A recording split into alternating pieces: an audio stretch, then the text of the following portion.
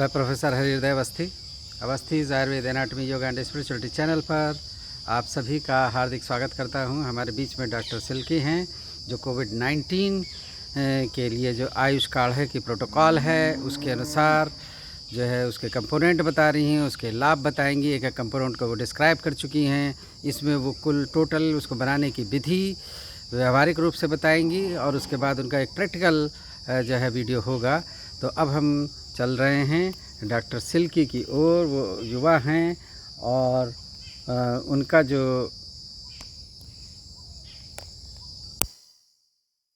Thank you sir.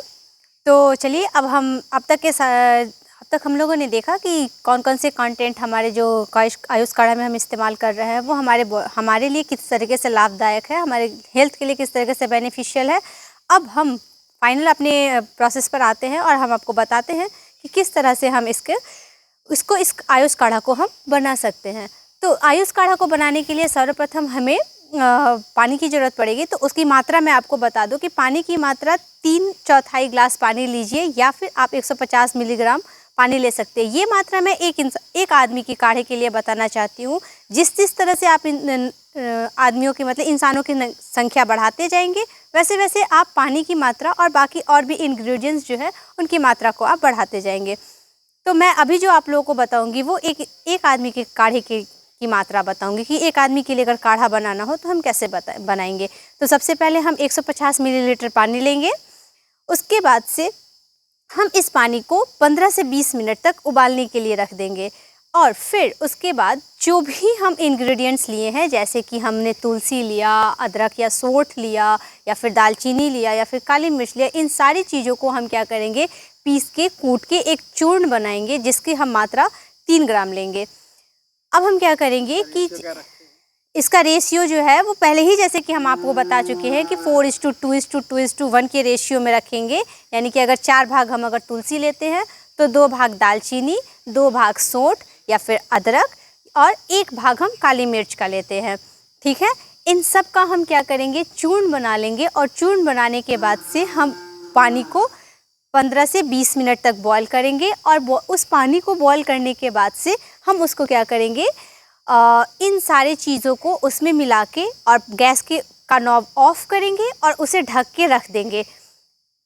उसके बाद से हम अगर चाहे तो अपने स्वाद के लिए उसमें नींबू के रस और गुड़ मिला सकते हैं और फिर थोड़ी देर के बाद से जब ये सारी चीज़ें उसके वाष्प आपस में मिल जाएं और वो बहुत अच्छे वो पीने लायक, खौलता हुआ पानी तो हम पी नहीं सकते, जब वो पीने लायक हो जाए तो फिर हम उसको क्या करेंगे छन्नी के सहायता से छानेंगे एंड देन उसको हम पेशेंट को या फिर खुद पिएंगे। अब मैं यहाँ आप लोग को एक बात बताना चाहूँगी कि इसका सेवन काल क्या होता है। तो सेवन काल कहने का मतलब हमारा ये है कि जैसे देखिए अभी कोविड के संदर्भ में मतलब कोविड के टाइम में अब हमने देखा कि 3 तरीके के पेशेंट देखने को मिल रहे हैं। एक वैसे पेशेंट जिनका कोविड पॉजिटिव नहीं हुआ है अब तक, और एक ऐसे पेशेंट जो कोविड से सफ़र कर रहे हैं, और एक ऐसे पेशेंट जो कोविड से सफ़र कर चुके हैं जिनकी कोविड की जो रिपोर्ट आई है वो निगेटिव आ चुकी है। तीनों के लिए 3 अलग अलग मात्राएं होती हैं। जैसे कि अगर कोई पेशेंट जिसको कोविड का इन्फेक्शन नहीं लगा है अब तक, जिनकी इम्यूनिटी काफ़ी ज़्यादा स्ट्रॉन्ग है और जिनको अभी तक कोविड का इन्फेक्शन नहीं लगा हुआ है, वैसे पेशेंट को, वैसे इंसान को 20 मिलीग्राम की मात्रा में और दिन में 2 बार लेनी चाहिए। अब वैसे पेशेंट जो कोविड से सफ़र कर रहे हैं यानी कि जिनको अभी कोविड हो चुकी है वो उस तरीके के पेशेंट इसे दिन में 3 बार ले और उनके लिए मात्रा 25 से 30 मिलीलीटर की होनी चाहिए।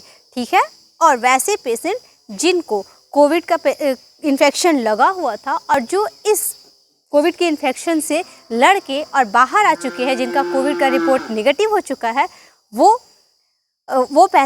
वैसे पेशेंट इसको 20 से 25 मिलीलीटर की मात्रा में ले और दिन में 2 बार ले। अब मैं आपको बता दूं कि जो हम इंग्रेडिएंट्स लेते हैं उसका औषधीय गुण क्या होता है, यानी कि वो किस तरीके की औषधि का कार्य उसका औषधीय कार्य क्या होता है। तो अगर हम तुलसी की बात करें तो तुलसी जो है वो एंटीवायरल है, एंटीबैक्टीरियल है, कफ वात नाशक है, वात श्लेष्मिक है।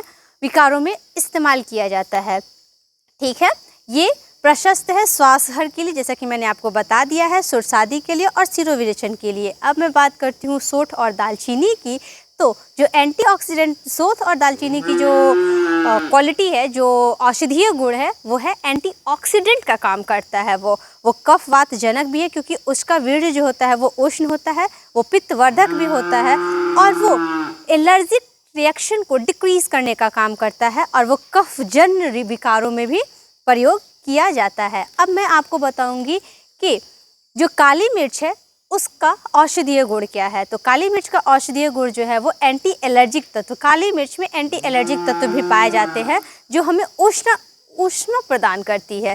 ठीक है, कफजन्य रोगी को जिस भी रोगी का कफ प्रकोपित हो चुका है उसको हम ये काली मिर्च इस्तेमाल करने की बात बताते हैं, और कफजन्य विकारों में इसे देते हैं। चलिए, इसके साथ ही मैं आप लोगों को बता दूं कि ये काढ़ा जो भी व्यक्ति इस काढ़े का इस्तेमाल कर रहा है, उस व्यक्ति का स्वास्थ्य लाभ क्या होगा। तो वैसे व्यक्ति जो इस काढ़े का इस्तेमाल कर रहे हैं, उनको जो खांसी आती है ना, जो सूखी खांसी होती है, उसमें ये बहुत ही लाभप्रद है। अस्थमा के पेशेंट के लिए ये काफ़ी ज़्यादा लाभप्रद है। वैसे पेशेंट जिसको देखा जाता है कि सुबह सुबह उठने के बाद से थोड़ी सी एलर्जिक प्रॉब्लम होते ही छींक आने लगती है या फिर खांसी आने लगती है, वैसे भी पेशेंट इस काढ़े का इस्तेमाल कर सकते हैं। अक्सर देखा जाता है कि जब बार बार, अभी आज के कल जब देख रहे हैं कि मौसम हम अक्सर बदलते जा रहा है, हर एक पलों में मौसम बदलते जा रहा है, तो वैसे पेशेंट के लिए भी मैं कहूँगी कि ये काढ़ा आप इस्तेमाल कर सकते हैं, आपको बहुत ही ज़्यादा लाभ मिलेगा। और सर दर्द, बुखार, नाक से पानी आना आदि की समस्याओं में भी हम इस काढ़े का इस्तेमाल कर सकते हैं, बहुत ही अच्छा लाभ मिलेगा आपको।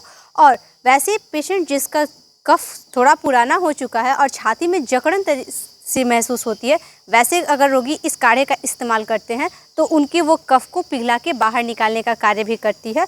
और सबसे बड़ी बात है कि ये वायरल इन्फेक्शन में बहुत ही ज़्यादा हेल्पफुल है। और इस तरीके से हमारा जो आयुष काढ़ा है वो कैसे बनता है ये मैंने आपको बताया। अब मैं इसी का डेमोन्स्ट्रेट करके बताऊंगी आपको कि किस तरीके से आप इसे बना सकते हैं। आप इसे देख के भी उस वीडियो को बना सकते हैं काढ़ा। तो चलिए हम काढ़ा को बनाने की बात करते हैं।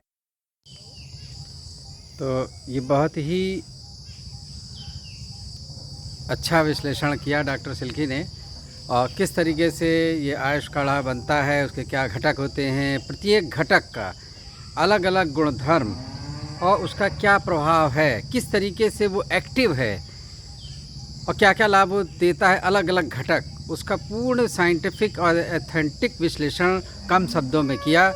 उसके लिए उनको आभार। अगर ये आपको वीडियो पसंद आ रहा है तो कृपया चैनल को सब्सक्राइब करें, अपने जूनियर सीनियर मित्रों, अध्यापकों और विभिन्न महाविद्यालयों के छात्रों से जो है शेयर करें, और जो भी जिनको कोविड हुआ है या जो उसके लिए सचेत हैं उनके साथ भी शेयर करें, जिससे इस ज्ञान का वो जो ये निष्काम कर भावना से ज्ञान है और जिस मिशन में डॉक्टर सिल्की जुड़ी हैं तो उसको उसका लाभ मिले, और हम डॉक्टर सिल्की और आप सभी के उत्तम स्वास्थ्य और जो है आनंद की ईश्वर से कामना करते हैं। आप सभी की मनोकामनाएं पूर्ण हों, आप सभी स्वस्थ हों और आप सभी का विकास हो, और सबका साथ सबका विकास निःशुल्क और निष्काम कर भावना से सबको ज्ञान, और भारत एक दिन Jagat Guru. Thank you all.